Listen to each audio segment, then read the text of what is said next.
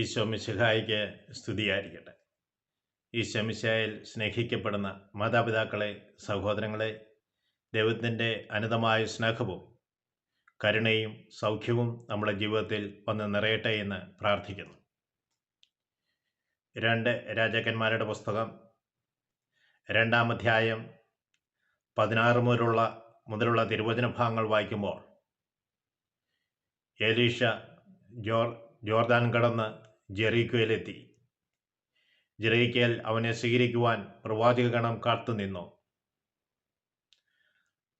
അവൻ്റെ മേൽ അവൻ്റെ യജമാനൻ്റെ ആത്മാവ് ഉണ്ട് എന്ന് പറഞ്ഞ് അവനെ പുകഴ്ത്തുന്നു.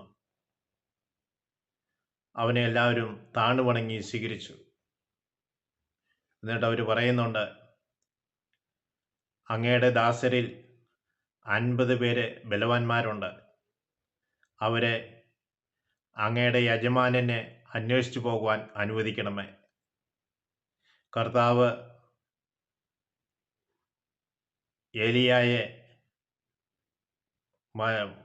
പർവ്വതങ്ങളിലോ അല്ലെങ്കിൽ മലയിലോ താഴ്വരയിലോ ഉപേക്ഷിച്ചേക്കാം. അവരെ അന്വേഷിക്കാൻ വേണ്ടി പോകാൻ അനുവദിക്കണം. എലീഷ പറഞ്ഞു, പോകണ്ട. അങ്ങനെ എലീഷയിൽ അവർ നിർബന്ധം ചെലുത്തി. എലീഷ സമ്മതിക്കുന്നവരെ അവർ ഇങ്ങനെ പറഞ്ഞുകൊണ്ടേയിരുന്നു. അവസാനം എലീഷ പറഞ്ഞു, പോയിക്കൊള്ളുക, നിങ്ങൾ അവരെ പറഞ്ഞു വിട്ടുകൊള്ളുക. അവർ പോയി 3 ദിവസം വരെ അവരന്വേഷിച്ചു. അവർ തിരിച്ച് ജെറിക്കോയിലെത്തിയപ്പോൾ എലീഷ അവരെ കാത്ത് അവിടെ ഉണ്ടായിരുന്നു.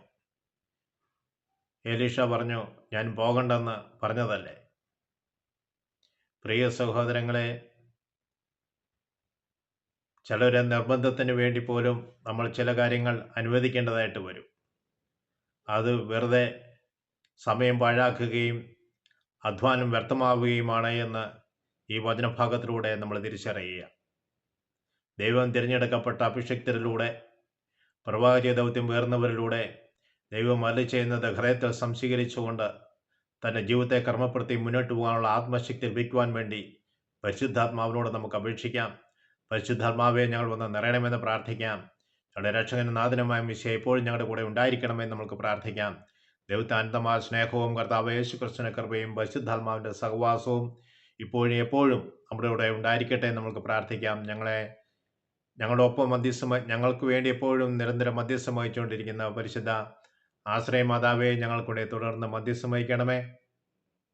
ഡയബറ്റിക് രോഗത്താൽ കാലിൻ്റെ വിരലുകൾ മുറിക്കുവാൻ വേണ്ടി പറഞ്ഞിരിക്കുന്ന വ്യക്തികളുണ്ട്. കർത്താവെ, പ്രത്യേകിച്ച് വലത് കാലിൻ്റെ തള്ളവിരലിന് ശേഷം വരുന്ന പെരുവിരൽ മുറിക്കുവാൻ വേണ്ടി ഹോസ്പിറ്റലിലായിരിക്കുന്നവരെ, ഡോക്ടർ നിർദ്ദേശിച്ചിരിക്കുന്നവരെ ഇപ്പോൾ ഞങ്ങൾ സമർപ്പിച്ച് പ്രാർത്ഥിക്കുന്നു. നാഥ, ഓപ്പറേഷൻ കൂടാതെ കർത്താവെ അതിന് സുഖപ്പെടുത്തണമേ. കർത്താവെ, നീ അനുഗ്രഹിക്കണമേ. കർത്താവെ, ഓപ്പറേഷൻ ചെയ്യുവാണെങ്കിൽ നീ തന്നെ ഓപ്പറേഷൻ ചെയ്യണമേ. മറ്റു ഭാഗങ്ങളിലേക്ക് വ്യാപരിക്കാതെ കർത്താവെ, പൂർണ്ണമായും ആ മക്കൾ സൗഖ്യം പ്രാപിക്കുവാനും പൂർണ്ണമായ രക്ഷ അവരനുഭവിച്ചറിയുവാനും ഈശോ രക്ഷകനും നാഥനുമായി സ്വീകരിക്കുവാനും തക്കവിധം അവരെ ഹൃദയങ്ങളെ നീ തുറക്കണമേ. അവരെ ശരീരത്തിലേക്ക് നീ സൗഖ്യം കൊണ്ട് നിറയ്ക്കണമെന്ന് പ്രാർത്ഥിക്കുന്നു. ഏലിയായിലൂടെ നീ അത്ഭുതങ്ങൾ പ്രവർത്തിച്ച് മരിച്ചവരെ പോയി ഉയർപ്പിച്ചവനാണല്ലോ. കർത്താവ്, എലീഷയിലൂടെ നീ അത്ഭുതം പ്രവർത്തിക്കാൻ പോവുകയാണല്ലോ. കർത്താവ്, എലീഷയോട് പ്രവർത്തിക്കുന്ന അത്ഭുതങ്ങൾ ഞങ്ങൾ നേരിട്ട് കാണുവാൻ കർത്താവെ, ഞങ്ങൾ കേട്ട് ഞങ്ങളുടെ ജീവിതത്തെ വിശദീകരിക്കാൻ തക്കവിധം നിന്റെ ആത്മാവിൻ്റെ അഭിഷേകം ഞങ്ങൾ നിറയട്ടെ എന്ന് പ്രാർത്ഥിക്കുന്നു. ഞങ്ങൾക്ക് വേണ്ടി നിരന്തരം മധ്യസ്ഥം വഹിക്കുന്ന ആശ്രയ മാതാവെ, ഞങ്ങൾക്ക് വേണ്ടി തുടർന്ന് മധ്യസ്ഥം വഹിക്കണമേ. പിതാവിനും പുത്രനും പരിശുദ്ധാത്മാവിനും സ്തുതി. ഈശോ മിശിഹായിക്ക് സ്തുതിയായിരിക്കട്ടെ.